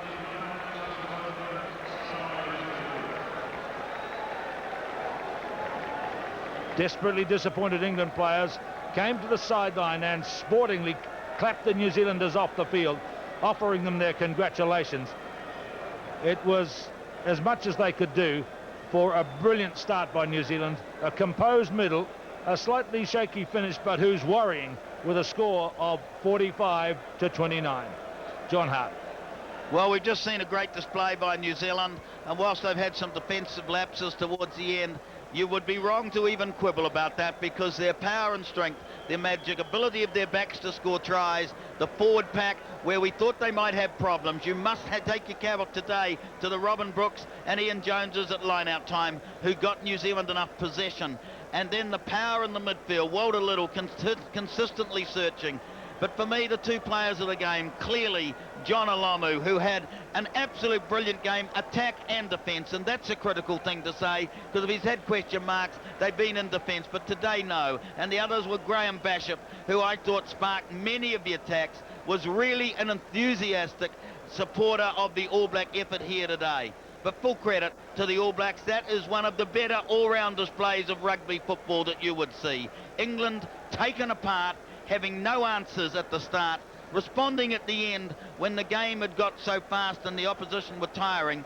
But I'd only say one thing in conclusion: if you want to run the ball, you have to have an attitude to it throughout the game, and one wonders what England may have done had they came out with an attitude to attack throughout the game rather than only in desperation. Peter Williams is with Sean I don't think I've Fitzpatrick. ever seen you more content and more happy. That must be one of the most satisfying victories of your career, I take it. Yeah, it is. It's had a big build-up all week, and a lot of memories of '93, and that was part of it. But just knowing that we could do it, and being part of a winning team, put a lot of effort into it, and I'm sure we'll agree it was a great game of rugby, and a game that we wanted desperately. And at the end of the day, we got the start we wanted, and just a fantastic feeling. And that's 5 out of the way. We've got 1 to go on Saturday, and we're looking forward to playing the Box. Everyone's been telling us ever since I've been here we've been looking forward to the final between South Africa and New Zealand, but until now, it hasn't been, and we're looking forward to it, and just pleased that this one's out of the way. We've got to very quickly get on to that man in the number 11 jersey for the All Blacks, John Olomu. 4 tries, and I guess he stamped his impression on the game, within about 60 seconds, or was it 2 minutes at the start? Yeah, it was, and he got room to move, and that was the idea, and we kept those deficiencies that he's got, we kept those hidden, but he's got a bit of work to do, and he loved it, and it's good to see him running out there. I definitely wouldn't want to tackle. I'm sure Will feel the same way too. Much was made in the build-up to this game, Sean, about it being a contrast of styles between New Zealand and the way that England play the game. Do you feel in some way now that the expansive game that the All Blacks have promoted since you've been here has been vindicated today? Oh, I don't know. I think England showed that they can play the expansive game too, and they scored tries out wide. Will scored a couple, but it was an enjoyable game, and that's what I play the game for. I play the game to enjoy it, and I've played in a few games that I've enjoyed and a few I haven't, but today was an enjoyable game, and you get forwards hitting rucks and you get good clean ball, and that's what the crowd comes to see. And number 8's kicking drop goals? Well, he's been trying for a while. I'm sure Will go back to the Lions in '93. He's tried a few there, but it's pretty hard. It's pretty demoralising when a number 8 kicks a drop goal from halfway. And also a lot was made, finally, Sean, about the expected dominance that England were going to have in the line-outs. I guess you'd be pleased the way that Robin and Ian Jones were able to compete, and down the back you guys were able to compete pretty well, even on England's throw. Yeah, well, I'll have to look at the tapes. I wasn't looking at those too much, but yeah, we were just committed, and it was a good game of rugby. I'm not going to get too carried away because we've got another week to go, and we've got work to do for next week, and I'm sure the South Africans feel the same way, that they've got some work to do. Wouldn't have been the ideal game for them yesterday, but we're looking forward to it. I'm sure the South Africans are too. Enjoy your celebration, enjoy your victory, and get down to hard work in a couple of days' time. Yeah, thanks Peter. Thanks. Well, he's a very tired young man, is Sean Fitzpatrick, speaking there with Peter Williams of Television New Zealand. In respect of the English team, he certainly gave them full praise for their role in the game, directed at the England captain Will Carling. Some rather stunned New Zealand supporters, and here is Will Carling with ITV's Jim Rosenthal. Will Carling, you're managing a wry smile after that, but what a torrid experience that must have been for you and your team. Yeah, I think we came across a side who played some quite unbelievable rugby in the first 10 minutes. I think when people play like that, you just got to hang on in, and we did, and we scored some great tries at the end, but they were fairly awesome today. They hit you very early on with a big punch. How crucial was that? It was a fairly big punch, number 11. It is. I mean, you give 10 points like that. We didn't give them. But when you go 10 points down, it makes it very hard. And they played some very controlled, disciplined rugby and scored some good tries. And unfortunately, we just couldn't stop them. You know, miss a tackle against a side like that, and they're going to score.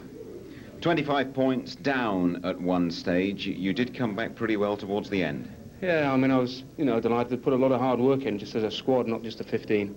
And, I wanted them to show a bit of pride that it's not all gone to waste, and I was delighted with the way they did come back and played some great rugby. We were shattered out there, and yet they still kept going. And I think it's a mark of a good side, and one that I'm very proud with. How do you stop this fellow Lomu? Well, we didn't come up quite with... It's easy for me to say. We didn't quite come up with a solution today. I'm hoping not to see him again myself, but if we do, I think we'll have to work at that one. He's awesome. He's a freak, and the sooner he goes away, the better. And just finally, you've got a very important game coming up now in the week, because I think you've got to win it to qualify for the next World Cup tournament. Yeah, I think so. I think just for our pride, we wanted to win, and we're desperate to come third, not fourth, and so, we'll work very hard, I think, to win that one. Thanks very much, Will. Pleasure. Disappointed captain of the England team. He's talking, of course, about the third place playoff match, which will be England against France at Pretoria next Thursday afternoon. But the big grand final in Rugby World Cup 95 will be New Zealand, and there are some fans. New Zealand against South Africa. And boy, the talk, the discussion has just started here at the World Cup in 1995.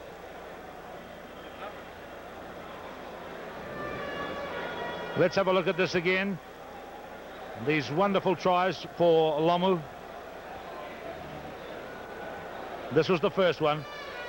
Beautiful running. His balance was magnificent here because he really lost his footing, and he went straight over the top of Cat. And that was typical of his day. Exuberance. Bashop again creating space. Lomu pushes off one, beats two, and straight over the top of three. How do you stop him? I don't know. Watching here again, Bashop clears a wide pass, and this is Little making the break, and this is an outstanding try. Firstly to Glenn Osborne, who goes in, creates the opportunity. Watch Kronfeld coming in support. Walter Little's got clear, back to Ellis, and the ever vigilant Kronfeld gets the try in the corner. Brilliant play by Walter Little, but good control from Glenn Osborne. Both he and Little kept their heads. Osborne waited, drew the tackle, gave it to Little. Little came out to see if he could give it back to Osborne, but the defence kept coming. Osborne did the right thing, stood on his feet, went infield and turned the ball, and Kronfeld had perfect position to score. Look at the pass from Zinzanbrook.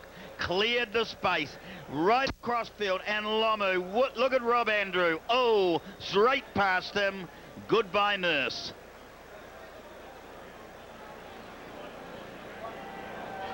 And still, look at the pass from Zinzanbrook. He's done everything today. He's passed the ball halfway across the ground, and he's kicked the drop kick.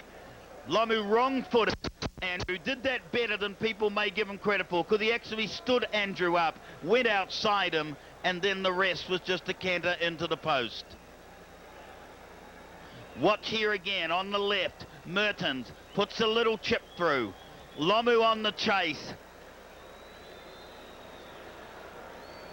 Little does well. Kronfeld did superbly here because he went infield, and then he knew that John Alomu was out left, and he turned a very fine pass out wide to give him his next try. Well done, Josh Kronfeld. This is what a loose forward has to do to keep the link. And Lomu says thank you, pushes off the would-be tackler. The try scored. Watch here, Bashop does the work, gets into space, puts Wilson on the outside. Wilson away, and Bashop stays in support. Osborne does the right thing, and Bashop gets a very, very well-deserved try, supported by a clapping Mike Brewer. Zinzanbrook, loose forwards from England, non-existent. Standing still, always a target to be beaten. Wilson did the work well, got outside his man, took the instant defence, and then Osborne did the job, and Bashop in support, clear try.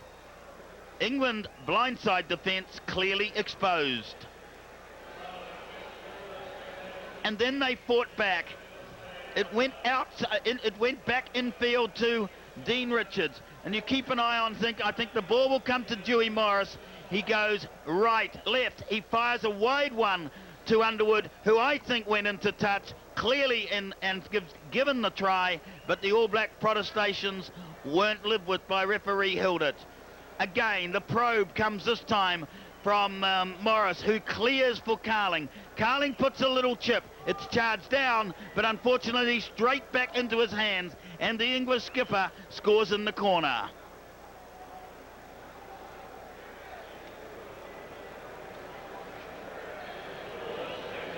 Watching here, Morris blindside and clear run to Carling, and Carling puts a kick up, the charge down, but comes straight back into him. Try.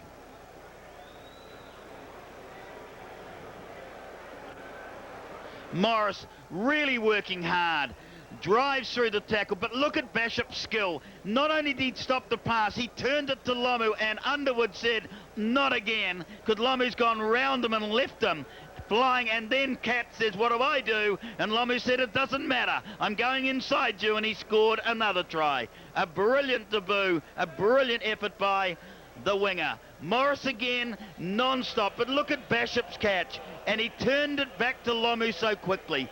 The skill of the halfback has been a very major factor in New Zealand's performance here at Newlands today.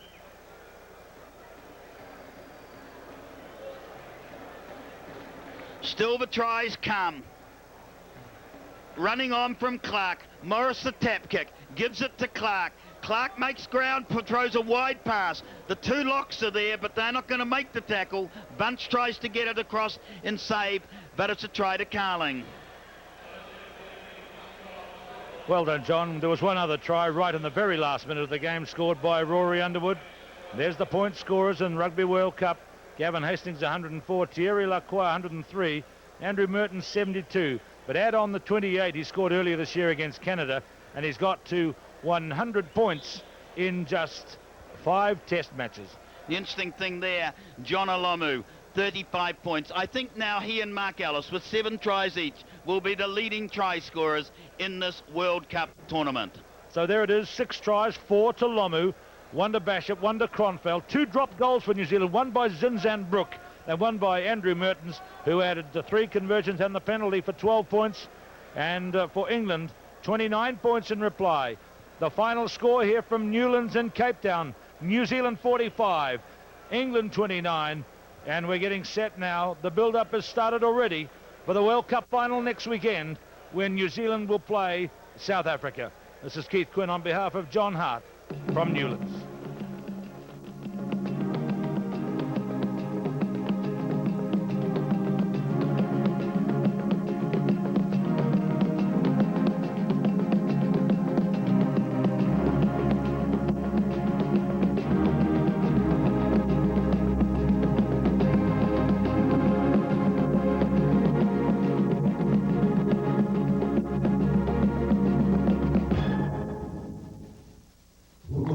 Umhlaba